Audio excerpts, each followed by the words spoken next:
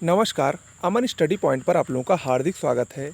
GS special के अंतर्गत आज हम लोग भारतीय इतिहास से संबंधित कुछ महत्वपूर्ण फैक्ट्स को देखेंगे।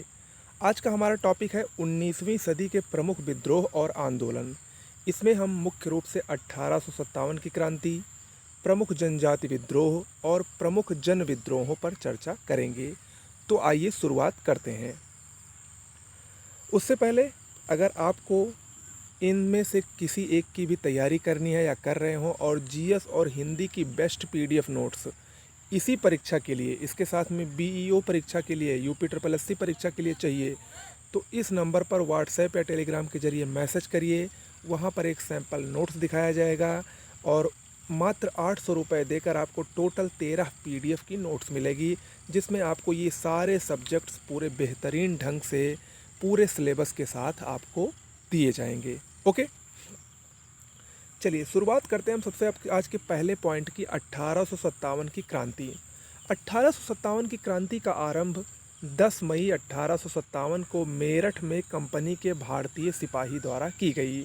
हालांकि 34वीं रेजिमेंट बैरकपुर के सैनिक मंगल पांडे ने 29 मार्च को ही चर्बी लगे कारतूसों के प्रयोग का विरोध किया था और यही इस विद्रोह का तात्कालिक कारण भी था कि जो इनफील्ड राइफ़ल होती थी उसमें चर्बी लगे कारतूसों का प्रयोग किया जाता था और वो जो चर्बी होती थी वो गायों और सुअरों की से बनी होती थी, जो कि धार्मिक भावना के खिलाफ थी। विद्रोह के विस्तार की बात करें तो इस विद्रोह का पूरे भारतवर्ष में विस्तार देखने को मिला। दिल्ली की बात करें तो दिल्ली में इस विद्रोह का नेतृत्व मुग़ल शासक बहादुर शाह जफ़र ने किया, लेकिन इसके वास्तविक नेता बख्त खां थे और बख्त खां को ही मुग़ल शासक बहादुर शाह जफ़र ने साहब ए आलम बहादुर का खिताब दिया था। इस विद्रोह का दिल्ली में 1857 के विद्रोह का दमन जॉन निकोलसन, हडसन व लॉरेंस ने किया और यहीं पर जॉन निकोलसन की मृत्यु भी हो गई थी। लखनऊ में बात करें तो लखनऊ में इस विद्रोह का नेतृत्व बेगम हजरत महल ने किया।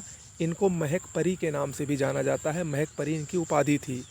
लखनऊ में इस विद्रोह का दमन कैंपबेल ने किया। कानपुर की बात करें तो कानपुर में इसका नेतृत्व नाना साहब ने किया, जबकि उनके सहयोगी तात्या टोपे थे। तात्या टोपे का वास्तविक नाम रामचंद्र पांडुरंग था और कानपुर में इस विद्रोह का दमन कैंपबेल ने किया। बात करें झांसी की तो झांसी में इस विद्रोह का नेतृत्व रानी लक्ष्मीबाई ने किया और इसका दमन ह्यूरोज ने किया था और यहीं झांसी पर तात्या टोपे ने रानी लक्ष्मीबाई की बहुत मदद की थी। हालांकि बाद में एक व्यक्ति के धोखा देने के कारण तात्या टोपे को अंग्रेज़ों ने यहीं पर मार गिराया था। अगला है बिहार। बिहार में नेतृत्व कुंवर सिंह ने किया और कुंवर सिंह की मृत्यु के पश्चात अमर सिंह ने इसका नेतृत्व किया था। इसका दमन विलियम टेलर और विंसेंट आयर ने किया। देखिए 1857 में जितने भी जगह विद्रोह हुए उन सभी में सबसे शक्तिशाली नेता कुंवर सिंह को माना जाता है। हालांकि जब 1857 का विद्रोह हुआ था तो उस समय कुंवर सिंह की आयु 80 वर्ष की थी और एक इतिहासकार ने, अंग्रेज इतिहासकार ने अपने लेख में, अपने पुस्तक में लिखा है, उन्होंने साफ साफ ये कहा है कि अंग्रेज़ों आप लोग खुश हो जाओ कि जिस वक्त 1857 का विद्रोह हो रहा था उस समय कुंवर सिंह की आयु 80 वर्ष थी। अगर वो जवान होते, अगर उनकी उम्र कम होती तो शायद अंग्रेज़ों को उसी वक्त ही भारत को छोड़ना पड़ सकता था। इतने बहादुर कुंवर सिंह थे। ठीक है। इलाहाबाद में इस विद्रोह का नेतृत्व मौलवी लियाकत अली ने किया और इसका दमन जेम्स नील ने किया था। फैज़ाबाद की बात करें तो फैज़ाबाद में मौलवी अहमदुल्ला ने इसका नेतृत्व किया था और इसका दमन कैंपबेल ने किया था। आगे हम लोग देखते हैं 1857 के विद्रोह से संबंधित पुस्तकें परीक्षा की दृष्टि से महत्वपूर्ण हैं। पहली पुस्तक है the Indian war of independence 1857। ये पुस्तक के लेखक वी.डी. सावरकर हैं, Vinayak Damodar Savarkar. The peasant and the Raj अगली पुस्तक है, इसके लेखक हैं एरिक थॉमस स्टोक्स। अगली पुस्तक है 1857 द ग्रेट रिबेलियन, इसके लेखक हैं अशोक मेहता। अगली पुस्तक है the sepoy mutiny and revolt of 1857, इसके जो राइटर हैं, इस जो लेखक हैं वो हैं आर.सी. मजूमदार। और एक और बुक है 1857, इसके लेखक सुरेंद्र नाथ सेन हैं, ये एक सरकारी इतिहासकार थे। ओके, कुछ अन्य बातें जानते हैं 1857 के विद्रोह से संबंधित। 1857 विद्रोह में सर्वाधिक संख्या में अवध के सिपाहियों ने भाग लिया था।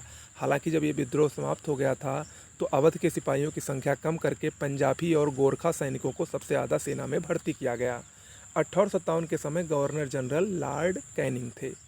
ओके, तो ये आज का हमारा पहला पार्ट हो गया 1857 की क्रांति। आगे हम लोग देखते हैं प्रमुख जनजाति विद्रोह को। जनजाति विद्रोह में देखेंगे तो सबसे पहला है खोंड विद्रोह। खोंड विद्रोह का नेतृत्व चक्र बिसोई ने किया। इसका प्रभाव क्षेत्र उड़ीसा और बंगाल के आसपास का क्षेत्र था। खोंड विद्रोह का प्रमुख कारण था सरकार द्वारा नए करों को लगाना और खोंडों में प्रचलित नरबली प्रथा अर्थात मारिया पर प्रतिबंध लगाना। 1857 में दंड सेना को फांसी देने के साथ ही यह आंदोलन समाप्त हो गया। अगला विद्रोह है कोल विद्रोह। कोल विद्रोह 1831-32 में हुआ था। इसका नेतृत्व बुद्धो भगत ने किया था। इसका प्रभाव क्षेत्र छोटा नागपुर का भूभाग था। इस विद्रोह का मुख्य कारण जमींदारों द्वारा भूमिकर बढ़ाना और अंग्रेज़ों द्वारा जो भू राजस्व व्यवस्था तत्कालीन लागू की गई थी, जिसमें रैयतवाड़ी और महालवाड़ी इत्यादि प्रमुख थी, उसके कारण भी इन जनजातियों में असंतोष था। देखिए, कोल किसको कहा जाता है? छोटा नागपुर क्षेत्र में जो मुंडा, उराव, हो आदि जनजातियां रहती हैं, उनको मैदानी भाग के लोग कोल कहते हैं। यही है कोल। अगला विद्रोह है संथाल विद्रोह। 1855-56 में हुआ था ये। इसका नेतृत्व सिद्धो और कान्हो ने किया था। इसका प्रभाव क्षेत्र संथाल परगना था।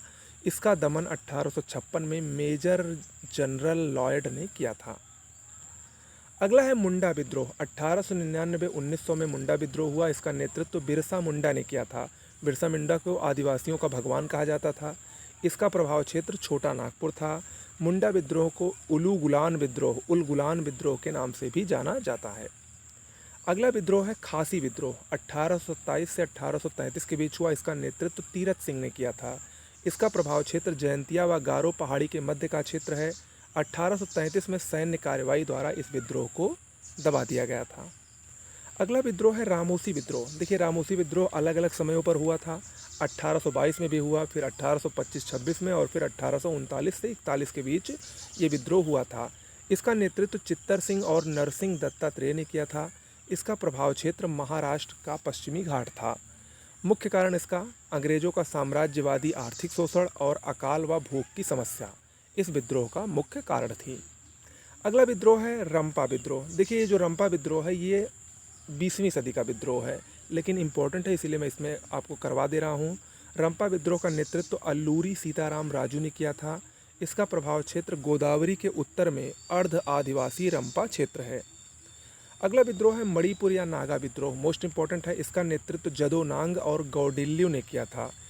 जदोनांग जब इनकी मृत्यु हो गई तो उनकी 17 वर्षीय पुत्री गैडिनल्यू ने इसका नेतृत्व किया। इसका प्रभाव क्षेत्र मणिपुर था और जवाहरलाल नेहरू ने गैडिनल्यू को रानी की उपाधि दी थी। मोस्ट इंपॉर्टेंट है, काफ़ी बार पूछा जा चुका है। आगे देखते हैं, तीसरा सेक्शन है प्रमुख जन विद्रोह को। प्रमुख जन विद्रोहों में जो पहला विद्रोह है सन्यासी विद्रोह। 1770 से 1820 के बीच ये विद्रोह चला था। इसका प्रभाव क्षेत्र बंगाल का ढाका और रंगपुर क्षेत्र था।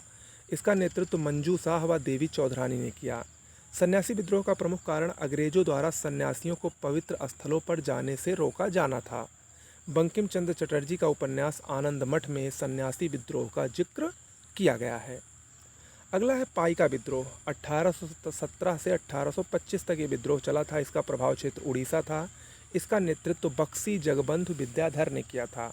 इस विद्रोह का प्रमुख कारण खुर्दा के राजा द्वारा सैन्य गतिविधि के लिए आवंटित कर मुक्त भूमि को अंग्रेजों द्वारा छीन लेना था। अगला विद्रोह है अहोम विद्रोह। अहोम विद्रोह 1828 से 33 के बीच में हुआ। इसका प्रभाव क्षेत्र असम था। इसका नेतृत्व गोमधर कुंवर ने किया था। इसका कारण बर्मा युद्ध के बाद अंग्रेजों द्वारा उत्तरी असम पर अधिकार कर लेना था। अंतिम विद्रोह है कूका विद्रोह। 1840 से 1872 तक चला। ये धार्मिक आंदोलन के रूप में प्रारंभ हुआ था। इसका उद्देश्य था सिख धर्म में प्रचलित बुराइयों को और अंधविश्वासों को दूर करना था। इसका नेतृत्व भगत जवाहरलाल मल और राम सिंह कूका ने किया था। राम सिंह कूका वही थे जिन्होंने आगे चलकर नामधारी आंदोलन 1857 में चलाया था। ओके, तो ये कुछ प्रमुख विद्रोह हो गए कुछ प्रमुख जनजातीय विद्रोह हो गए और 1857 का विद्रोह हो गया, जो कि परीक्षा की दृष्टि से इंपॉर्टेंट है। ऐसे ही आपको हमारे चैनल पर डेली वीडियोज़ मिलते रहेंगे। हमारे चैनल को जल्द से जल्द सब्सक्राइब करिए, शेयर कीजिए और वीडियो को लाइक कीजिए। आज के लिए इतना ही। धन्यवाद।